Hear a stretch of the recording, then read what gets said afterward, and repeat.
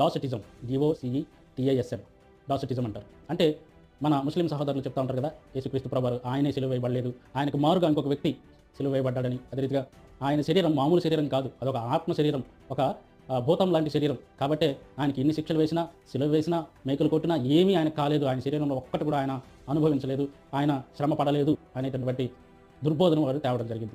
నిజానికి మనం గమనించినట్లయితే దేవుని వాక్యంలో యెషయా గ్రంథం 53వ అధ్యాయంలో అతనిని నలుగొట్టుటకు యెహోవాకు ఇష్టమాయెను అని చెప్తుంది. అలాగే మనకి మత్తయి సువార్త 4 సువార్తల్లో మనం చదివినట్లయితే యేసుక్రీస్తు ప్రభువారు ఎంతగా శ్రమ పొందారో, ఎంతగా కష్టపడ్డారో, ఎంతగా ఆయన శ్రమలకు గురి అయ్యారో మనం విస్పష్టంగా తెలుసుకోవచ్చు.